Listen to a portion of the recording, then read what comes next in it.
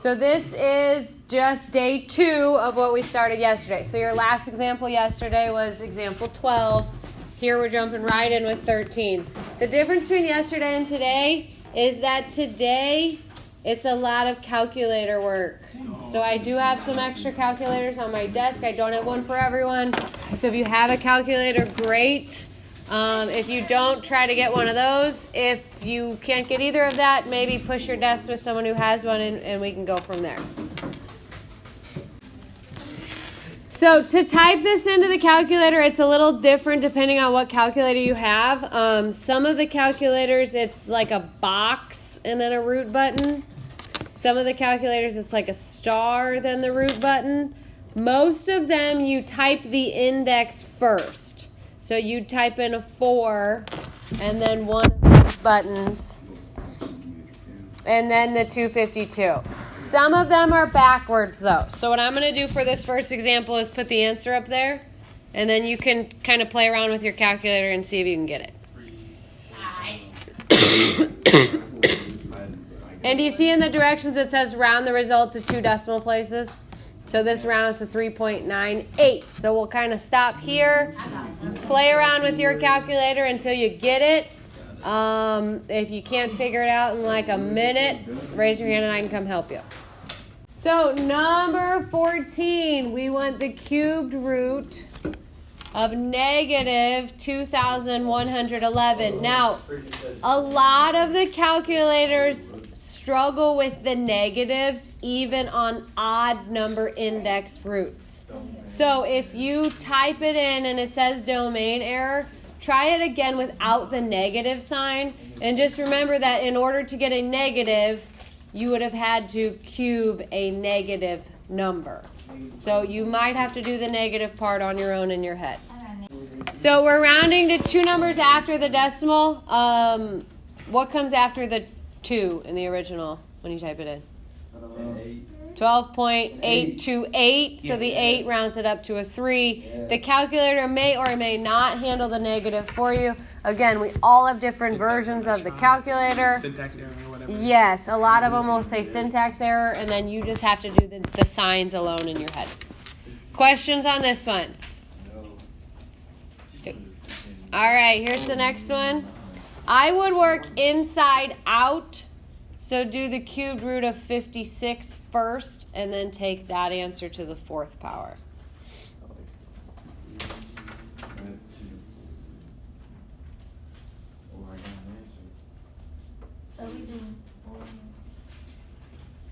I would do the to the 4th power at the very end.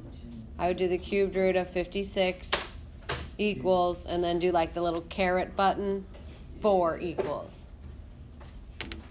What's the answer to that one? 214.25 should be the answer you're coming up with. Is this hard doing? We're solving equations too, but it's a lot of calculator work today.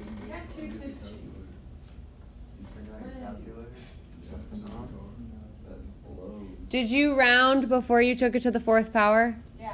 I would not round until the very end. The best thing you can do is to always keep that number in your calculator.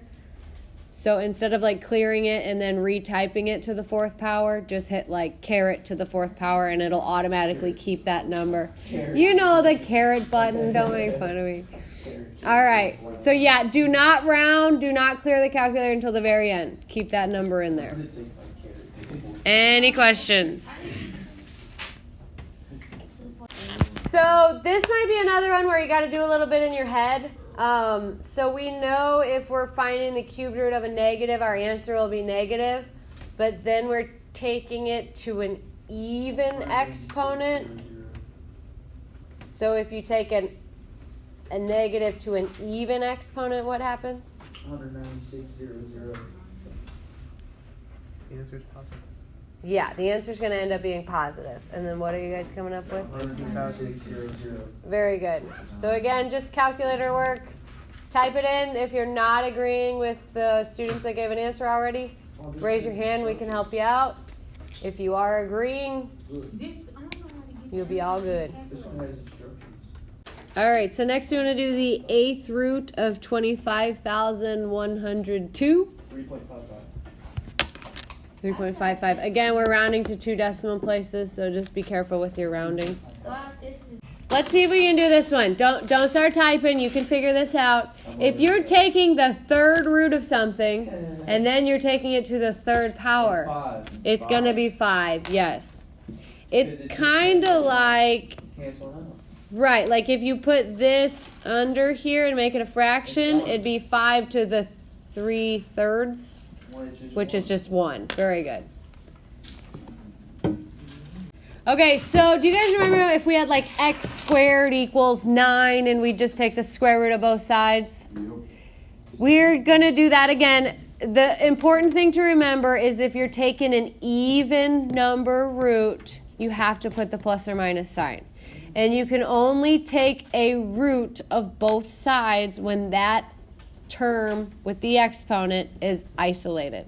Okay? So if you had like 3x to the 4th, you'd have to divide by 3 first and then do the 4th root. So it's all the same rules we did with square root equations, just now you are using that button like 4th root, 3rd root, 5th root. All right, so we are going to take the 4th root. Since I took the root of both sides and it's an even index, I have to do the plus or minus. Do you guys know what the 4th root of 87 is? 3.05.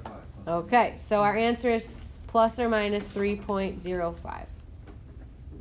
So it looks like some of you aren't typing it into your calculator every time, which is fine, as long as you know how to type it in. This whole lesson is basically a how to use your calculator lesson, and we can't really do that on the board because all your calculators are different. So if you're not asking questions, I'm assuming that you figured your calculator out, you know how to do it. Is that correct? Videos online. Okay. Here is number 20. So I have 2x to the 3rd equals 92. This is one of those where the exponent is not isolated yet. So what do I need to do first? Yes, we are going to divide both sides of the equation by 2. So I have x to the 3rd And so 2 times equals 46. So now what do I need to do both sides? Take the cubed root. Take the cubed root. Cubed root does not introduce a plus. Hey, shh. Cubed root does not introduce the plus or minus sign, okay? That's only with even number roots. So what we need to do in the calculator is the cubed root of 46. 3.5. 3.58. We're rounding to 2 numbers past the decimal. Any questions? So on number 21, do you see how the entire left side is to the 5th power? So even though it's not just the x, we are still at the point in the process where I can take the 5th root of both sides. So if I take the 5th root over here, the 5's going to go away in my exponents. I'll just have this expression in parentheses, but then I'll have to take the 5th root of 12 as well. Does anyone know what the 5th root of 12 is? 1.64. 1.64. Okay. Why did you take the I took the 5th root of 12. I just took the 5th root of both sides of the equation. So now, normally after I take the root, I'm done because I only had the x inside the square root. Now I have a little bit more though. So how do I get x by itself? Add the 1. Good.